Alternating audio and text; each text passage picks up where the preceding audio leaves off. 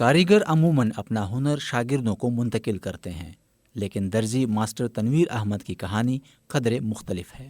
وہ پشاور میں ٹیلرنگ کے ساتھ ساتھ گزشتہ کئی برسوں سے خواجہ سراؤں کو سلائی سکھا رہے ہیں تاکہ معاشرے میں بنیادی حقوق سے محروم اس طبقے کو معاشی طور پر خود مختار بنایا جا سکے۔ درجنوں خواجہ سرا ماسٹر تنویر کے شاگرد ہیں۔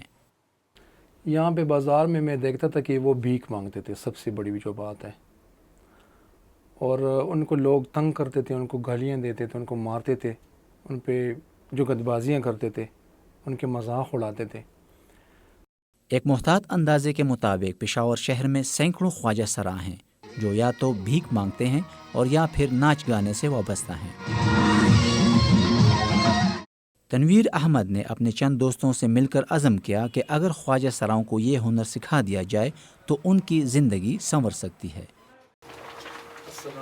2 سال پہلے تک سپنا بھی دوسرے خواجہ سراؤں کی طرح ثقافتی سرگرمیوں میں حصہ لیتی تھیں، لیکن پھر انہوں نے تنویر احمد سے درزی کا کام سیکھا اور آج ان کی اپنی دکان ہے جہاں وہ دوسرے خواجہ سراؤں کے کپڑے سیتی ہیں۔ پہلے میں ناچ گانا کرتی تھی، فنکشن پر جاتی تھی، لوگ بلاتے تھے، پھر راستے میں تنگ کرتے تھے واپسی پر آ کرنا، تو اس وجہ سے لوگ ہم تانے جاتے تھے، تانے میں کہتے تھے ہمارے فیار نہیں لیتے تھے نا۔ کبھی اسپتال جاتے تھے تو اسپتال میں کبھی کہتے مردانہ وارڈ جاؤ، کبھی کہتے زنانہ وارڈ جاؤ، تو ہمارے ساتھ یہ مسئلے بہت ہوتے تھے۔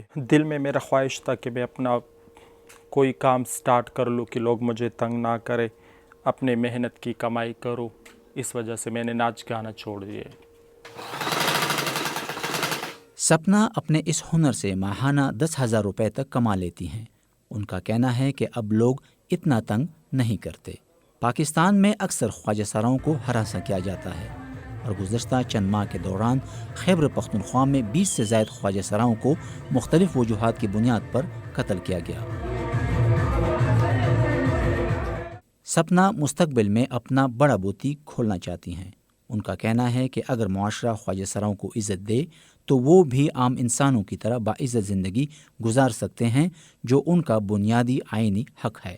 نظر الاسلام، وائس آف امریکہ، پشاور۔